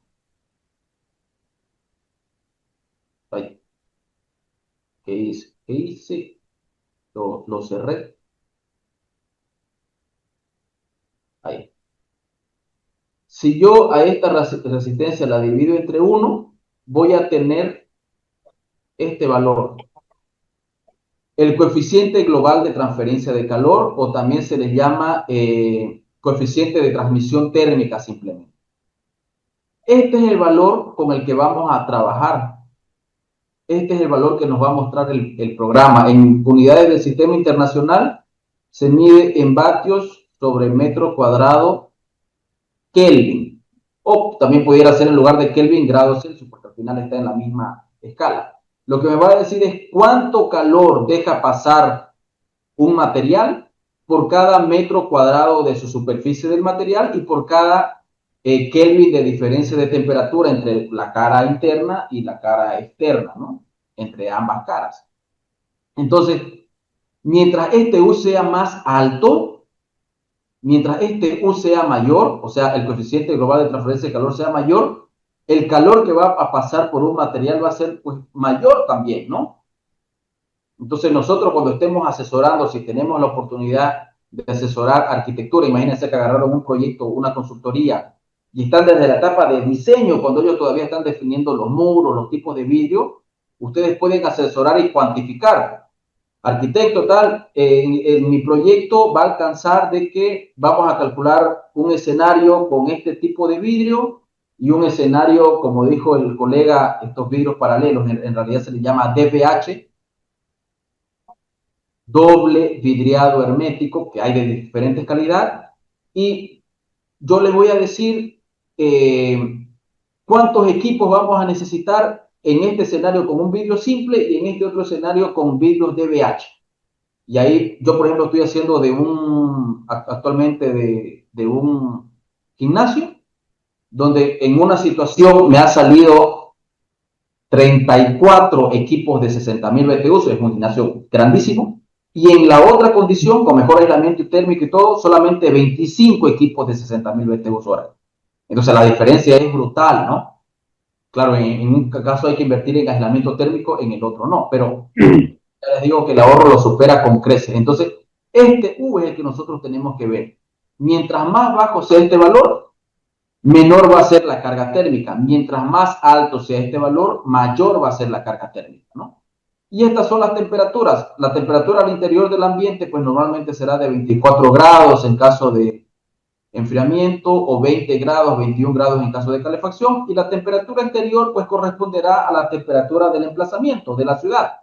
En Santa Cruz es de 35.5, en Cochabamba probablemente me equivoque, debe estar alrededor de 31 grados. En La Paz para invierno, ¿cuánto se calcula? 0.5, 1 grado, 2 grados Celsius para calefacción. ¿Alguien ahí que me apoye? Mm, no sé, no sé, no sé. Bueno, de todas maneras, estos datos de algún lado también salen, no es que nosotros no los inventemos, o que nosotros, según mi experiencia o tal, o veo los registros del Cenami del año pasado, ¿no? Y ahí agarro la temperatura mayor. No es así, no es tan así. Ya vamos a ver, ASRAE nos da unas tablas por ciudad. En el caso de Bolivia, ASRAE nos da para La Paz, Cochabamba y Santa Cruz condiciones para calefacción y para refrigeración, es decir, verano e invierno. De otras ciudades, de cualquier otro emplazamiento, también les voy a mostrar de qué otra página, a dónde poder ingresar a una página de la NASA, y de ahí vamos a poder tener esa información. De toda esta información la vamos a ir nutriendo al programa de cálculo. En este caso nosotros usamos IPCAT-MEP. Si ustedes usan o luego aprenden el HAB de Carrier, el Tracer de Train o el CHVAC de Elite o otros programas más que hay, los conceptos son los mismos. Tenemos que obtener las condiciones exteriores de diseño, así se le llaman, es decir, temperaturas exteriores, humedad relativa, altitud sobre el nivel del mar, la orientación del edificio respecto al norte también, porque esto va a afectar a la radiación que entra por las ventanas, por las fachadas igual y tal. Y por otro lado, tenemos luego que caracterizar los materiales constructivos de nuestro edificio. Esa caracterización va a venir por el coeficiente global de transferencia de calor, por el tipo de vidrio, los tipos de fachada, los tipos de cubierta, si es de calamina con aislamiento, si es losa alivianada, losa maciza, losa con vigueta, si tiene aislamiento. Vamos a ir caracterizando todos esos valores. Y luego, cuando estemos definiendo los recintos, le vamos a decir también, este recinto tiene tanta cantidad de personas. Las personas emitimos calor por convección y por radiación. Somos pequeñas antorchitas. Emitimos 100, 140 vatios dependiendo de la actividad física también. Eso también le vamos a decir al programa. No es lo mismo un gimnasio que un taller, que un dormitorio, por ejemplo. Las tasas de ventilación y las temperaturas a las cuales vamos a diseñar o las temperaturas que queremos mantener en ese recinto. 20 grados, 21, 24, 25, ¿cuánto quiero mantener? Entonces, ya van viendo ustedes que el cálculo de cargas térmicas no es nomás, ¿cuántos metros cuadrados son? 20 metros cuadrados. Bien. ¿Cuántos BTU por metro cuadrado le voy a colocar? 750. Ok, multiplico 750 por los metros cuadrados y ya tengo mi carga térmica. O la otra por volumen, ¿no? 20 metros cuadrados, ¿cuánto tengo de altura? 3. 20 por 3, ¿cuánto? 60 metros cúbicos, ¿no? Y en Santa Cruz, por ejemplo, para refrigeración se usa el famoso factor de 250. ¿250 qué? 250 BTU hora por cada metro cúbico. Y multiplican y con eso ya le sale un factor. Como ejemplo de ese proyecto que le estaba diciendo, el que tiene un buen aislamiento térmico me salen 25 equipos de 60.000 BTU hora. Ya luego se verá si van a ser tipo ductos, si serán pisotechos, si serán cassette, o a lo mejor ocupamos compactos, no sé, pero son 25 de 60.000. En la situación sin aislamiento térmico salen 34. En ambos casos calculándolo con CIPECATMET. Con otros programas de cálculo seguramente me hubiera salido valores parecidos. En algunos me hubiera salido 24, en el otro me hubiera salido 26, pero están por ahí porque tienen cierta diferencia mínima. Okay. En el caso, haciéndolo por este método, que es una simple estimación, una mera estimación rápida, de los metros cuadrados por el volumen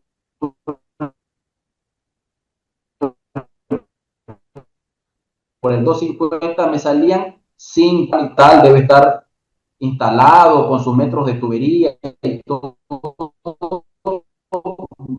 alrededor de los 26.000 bolivianos. Entonces, hagan ustedes las cuentas, ¿no? La diferencia de equipos por 26.000 bolivianos, ¿cuánto es la cantidad de plata que uno se llega a ahorrar? Y hay que saberlo vender de esa forma a nuestros clientes. Esta parte económica, ¿no? Cuando ustedes estén cotizando una consultoría o una ejecución, ir por esa parte de que hacerles notar, no de manera tan técnica, hay que saber hablar de alguna manera un poquito más comercial, que ustedes les van a proveer esta ventaja, ¿no? Que le van a calcular de una forma muy precisa y se van a ahorrar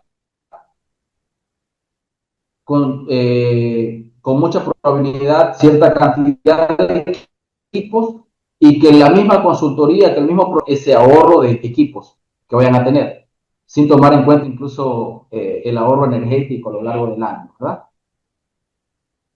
¿Alguna pregunta hasta aquí? Mm, no sé, no hay estudiante de esto. Ay, algo así. Cálculos no.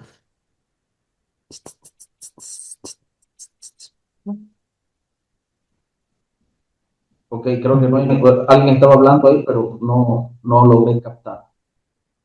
O si quiere repetir su pregunta. Bien, vamos a pasar. Dígame, Leslie.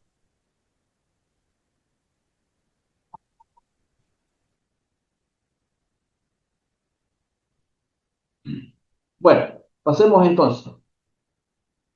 Dicho eso, conceptualizando, ¿no? Para que estemos en contexto, entonces vamos a empezar vamos a comenzar por las paredes, ¿bien? En elementos constructivos, ahora sí estamos en la otra pestaña.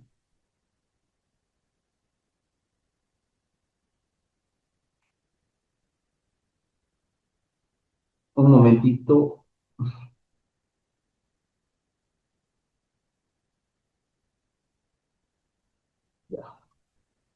En elementos constructivos tenemos diferentes elementos constructivos, valga la redundancia, muros, forjados, los huecos son las ventanas y puertas y otros elementos.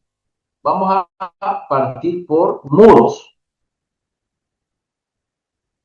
Esta ventanita ustedes la pueden mover, si le dan clic acá la pueden visualizar de esta otra forma, la pueden fijar o la pueden mover hacia un poquito hasta que le aparezca un dedito, creo que ahí, y se ancla, ¿no? Claro,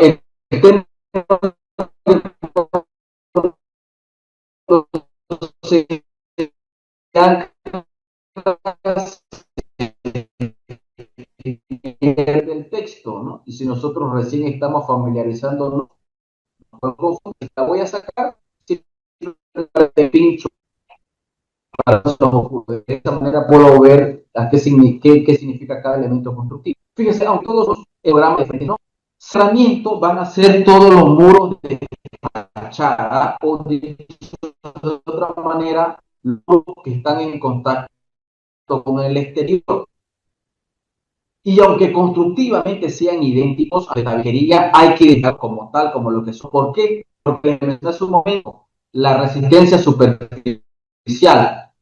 Un muro de ladrillos de 6 con reboque en ambas caras, una global de transferencia de calor, póngale de 2.5 vatios por metro cuadrado Kelvin, pero el mismo muro dentro del edificio va a ser, por ejemplo, de 2.2.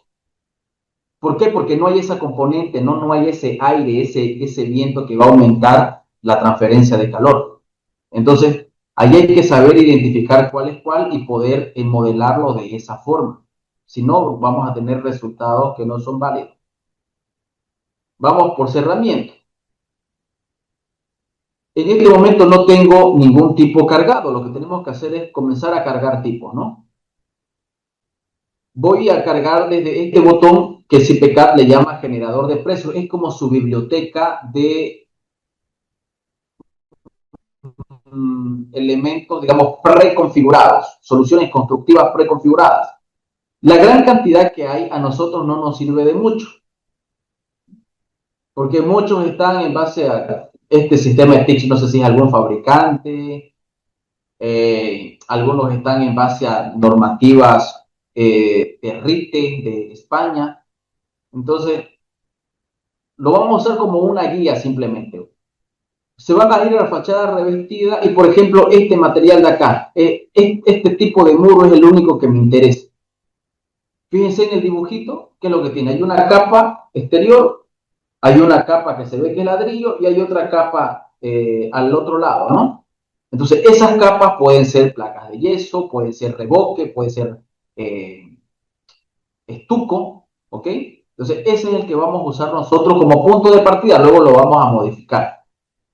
Se le doy clic ahí. Aquí simplemente le voy a dar aceptar, no me interesa mucho. Ah, no, perdón, hoja principal. Me voy a hoja principal y aquí lo que yo voy a elegir es el tipo de ladrillo. El tipo de ladrillo que voy a usar, hay aquí 4 opciones, ¿no? Si me voy a la primera, me está mostrando estos ladrillos, miren. Los de ladrillo hueco, ladrillo perforado y ladrillo macizo. ¿Cuáles son los que más utilizamos en Bolivia? Ladrillo cerámico hueco y ladrillo macizo, ¿no? En otras partes usan también los bloques de hormigón. Igual aquí a veces las naves industriales, las industrias, suelen usar este tipo de ladrillo también. Esos son los que principalmente vamos a utilizar. Entonces, a ver, para la fachada vamos a usar muros macizos, ¿ya? Vamos a usar estos ladrillos macizos. Aquí me dice las dimensiones. Me dice el mortero. En este caso, el mortero me está hablando de la mezcla que vamos a usar para unir cada pieza de ladrillo. No me está hablando de los revoques de las caras internas y externas, ¿ya? Estamos hablando de el material que se usa para unir cada pieza de ladrillo. Hay muchas configuraciones por aquí que la verdad que ustedes lo pueden dejar tal como está. Puntas de 10 milímetros, dice. Es decir, el espesor del mortero. Y suficiente con eso de ahí. A ver. Sí. Aceptar, aceptar, aceptar. Bien. Yo, para lo único que lo uso ese asistente, esa ayuda, es para que nos pueda calcular bien la conductividad, perdón, el coeficiente global de transferencia de calor de esta capa de ladrillos y únicamente cuando ocupamos ladrillos. ¿Saben por qué? Porque una cosa es tener, por ejemplo, una placa de yeso así, donde toda la placa es del mismo material, ¿verdad? Es de yeso. O puedo tener un muro de hormigón, todo es hormigón. Pero cuando yo tengo una pared de ladrillo, jóvenes, yo tengo ladrillo y luego tengo mortero, ¿no?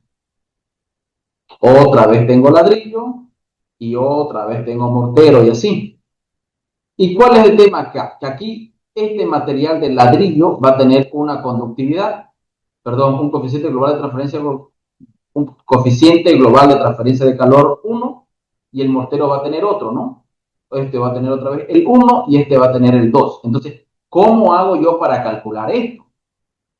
Y aquí estoy colocando 2 ladrillos, nada más. Yo puedo tener pues un montón, ¿no? ¿Cuántas filas de ladrillos habrá? Esto se lo puede calcular de forma relativamente fácil, pero no es la idea, ¿no? O sea, No es la idea que nosotros tenemos que calcular con ese y que ese valor recién lo coloquemos en el CPKB. Porque quizás ahora se van a dar mejor cuenta. Yo puedo tener la otra opción que en lugar de entrar al generador de precios, me voy a crear yo mi moro desde los materiales que yo quiera.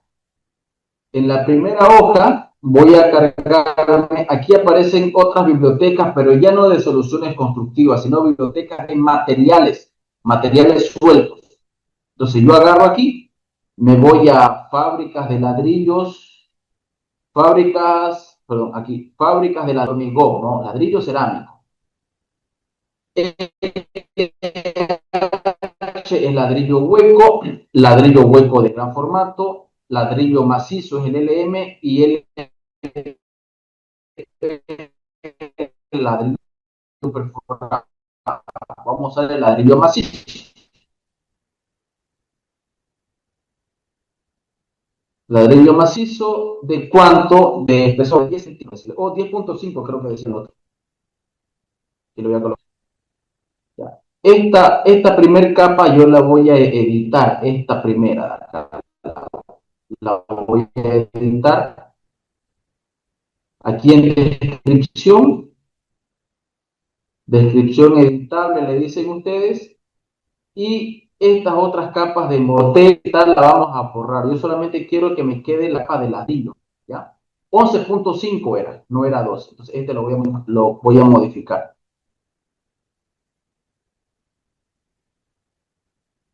Para comparar, como decimos, manzanas con manzanas, ¿no? Peras con peras. Ok, ahora sí. La representación gráfica, eso no nos influye. A ver, el primer tipo es el que yo creé con el asistente, ¿no? En el que está tomando en cuenta que entre ladrillo y ladrillo hay esa capita de mortero. Entonces, ahí él me dice que es 11.77 BTU hora por metro cuadrado Kelvin. Y en el segundo caso, ¿cuánto me sale? 12.7. Hay una pequeña diferencia, para algunos significará mucho, significará poco, pero eso nos va a afectar a la precisión. ¿Por qué esta diferencia? Porque en el segundo caso, está tomando como si la pared fuera enteramente de ladrillo, ¿no? Un ladrillo sobre otro. No hay mortero, no hay cemento, ¿verdad? Entonces, esa es la diferencia que está haciendo de que este valor cambie, que cambie ligeramente. Bien, entonces vamos nosotros a ocupar el primero, porque el primero era más realista, está tomando en cuenta esas capas. Dice que yo la segunda la voy a eliminar. ¿Ok? Entonces, solamente vamos a colocar esa capa de ladrillo. Los revoques los vamos a colocar después, cuando estemos definiendo los recintos. Cuando estemos definiendo los recintos, ahí le vamos a decir que el recinto tiene, digamos, ¿cómo decir? El acabado de los recintos es de placas, es de azulejos o es de mortero con pintura, ya lo vamos a ver.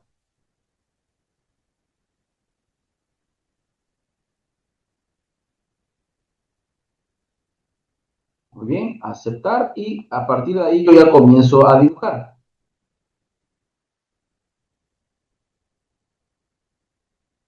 Fíjense que acá en los planos arquitectónicos me está saliendo unos muros súper gruesos porque como ya les decía, ¿no? Estos son son de España, entonces ahí seguramente están considerando muros de muchas capas, ¿no? Con cámara de aire, con aislamiento, otra vez ladrillo y no sé qué más, y por eso salen muros muy gruesos. Y entonces yo tengo que dibujar solamente los muros de fachada, fíjense, estoy dibujando solamente sobre los muros que tienen contacto con el exterior. Sería un error venir y dibujar esto, digamos, así. Porque son muros internos, ya no le va a corresponder, aunque sean del mismo material, yo lo tengo que definir así para que el programa los interprete y diga, bien, este muro que es cerramiento, ¿verdad? Cerramiento o muro de fachada, va a tener una conductividad diferente porque va a haber viento sobre él y a este sí le va a afectar la radiación solar. En cambio, a los que son tabiquería, no va a considerar ni el viento ni la radiación solar. Fíjense, yo en este momento tengo activado el modo ortogonal. Si yo quiero ir de manera inclinada así en diagonal, yo tengo que desactivar este modo, ¿no? Como en el AutoCAD. Ahí. ¿Alguna pregunta antes de despedirnos? Voy a terminar de dibujar el muro exterior de la planta alta. Ya luego le vamos a colocar las ventanas y demás.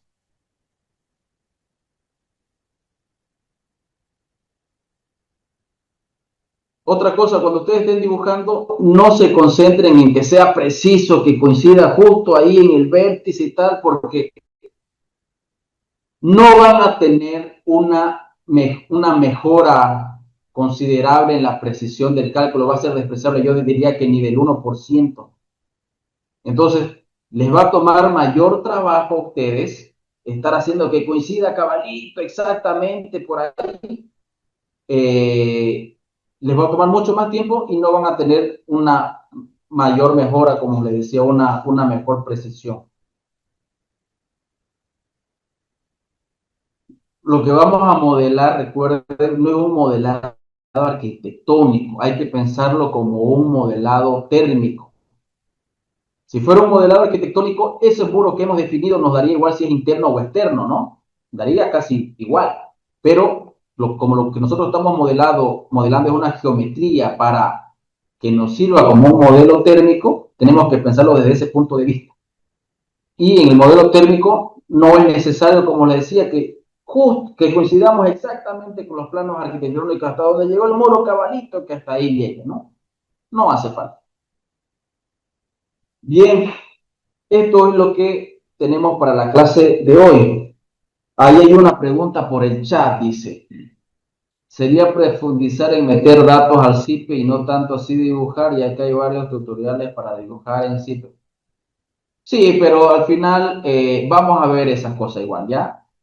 El dibujo lo vamos a hacer medianamente rapidito y luego nos vamos a concentrar efectivamente, que a mí también es lo que más me interesa, la caracterización térmica de los elementos, de dónde obtener las condiciones exteriores de diseño, las cargas de ventilación, y además el dibujo, como están viendo, no es, um, no es muy complejo.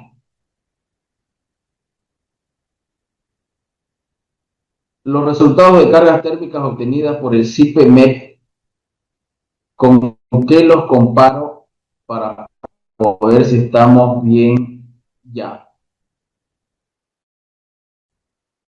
Las cargas del CIPE-MEP, a ver, compararlo ahí, pero no es muy práctico, ¿no? Lo que yo hago es manejar ratios. Si quieren, la próxima clase les armo una tablita. Ratios de entre qué valor y qué valor tienen que estar los BTUs hora por metro cuadrado. Por ejemplo, para oficinas, para dormitorios que están al interior de la construcción, 450 BTU por metro cuadrado es en lo que suele rondar. Si ya son oficinas que tienen paredes en contacto con el exterior, ya eso va subiendo hasta 600 BTU, 750 BTU horas por metro cuadrado. Si tiene ventanas, unas ventanas relativamente grandes, ya puede subir a 800, a 900. Si tienen mucho acristalamiento, pueden llegar hasta 1400 BTU hora por metro cuadrado, por ejemplo. Pero son ratios que ustedes lo van a ir manejando por la experiencia. Aquí no hay nada que esté definido, porque al final, si ustedes están usando paredes con aislamiento, van a tener otros valores.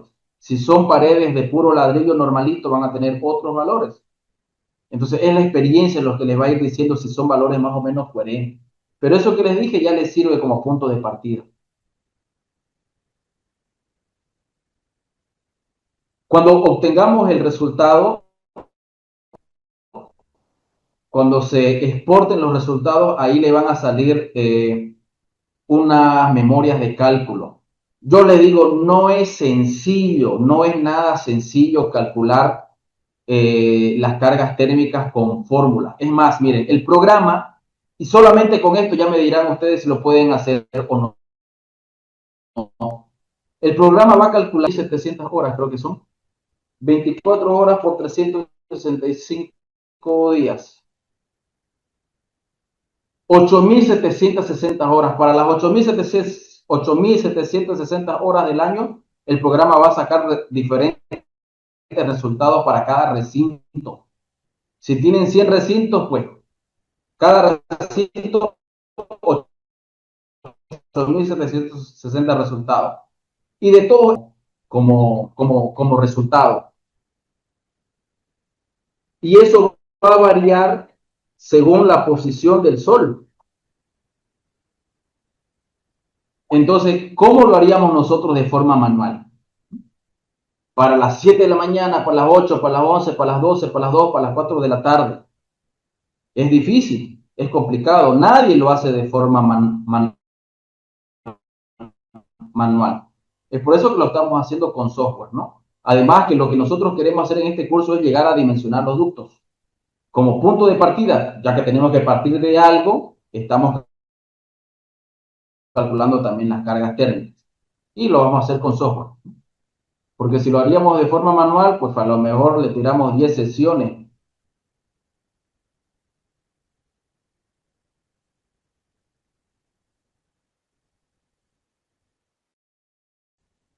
¿Alguna otra pregunta?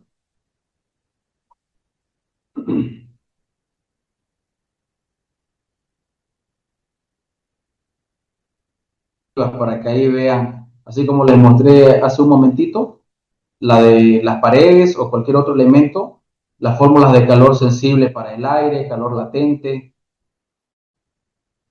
y ahí pueden, si tienen alguna curiosidad, pues ir revisando algo ustedes. Disculpe una consulta, ingeniero.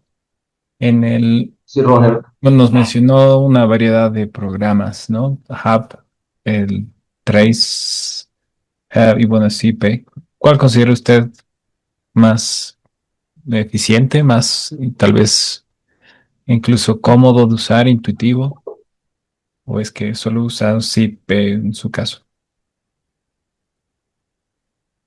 Yo he usado el Hatchback de Elite y el Hub de Carrier, pero versiones anteriores, donde todo se trabajaba con tablas, con formulario, no había nada gráfico. CIPE desde que se originó, yo lo uso CIPE desde la versión 2010, ya tenía entorno gráfico, un entorno BIM casi. Entonces era mucho más fácil hacer el dimensionamiento con CIPE, mucho más rápido y igual de eficiente. Por acá lo que importa es el programa, qué método de cálculo usa. El de mayor precisión es el método de balance de calor que se usa, bueno, recientemente, porque antes usaba el mismo que usaba CIPE, que es el de funciones de transferencia. Ahora el de balance de calor lo usa el Hub de Carrier. El de Train, no sé si usa el de balance de calor o sigue en el de funciones de transferencia. Y el CHVAC de Lead usa el método de las series temporales radiantes. Los tres métodos son desarrollados por ASRAE justamente para modelar esto de la inercia térmica por radiación. De forma manual es muy complicado realizarlo, nadie lo realiza. ¿A qué voy con esto? No importa si ustedes usan el CPCAT-MEP, si usan el LEED, si usan el de Carrier, si usan el de 13, con el que ustedes se sientan más cómodos. Yo me siento mucho más cómodo usando el de CPCAT-MEP. Lo hago muy rápido porque tiene un entorno gráfico y pues el programa ya lo tengo licencia del 2021 también, entonces y lo llevo años usando. Pero ustedes, el que mejor sepan usar de todo eso que les mencioné, están servidos con cualquiera de ellos. Actualmente Entendido. el Hub de Carrier y el de Train ya tienen entorno gráfico. Desconozco si ya hay versión craqueada para poder usar esas versiones. De acuerdo. Y mencionó para BIM, ¿usted ya integra sus proyectos con BIM? En el modelado. perdón, en el diseño de las instalaciones, tanto de ductos como de tuberías de agua. Lo hago directamente en Revit. En el curso no lo vamos a ver, no nos va a dar tiempo. Claro. Y tampoco, no conozco yo a mucha gente que lo use. A lo mejor, no sé si alguien lo usará así, Revit para calcular. Normalmente lo usan para modelar, ¿no? Como todo Sí. mundo, y ver interferencias y toda la gestión, pero para calcular no.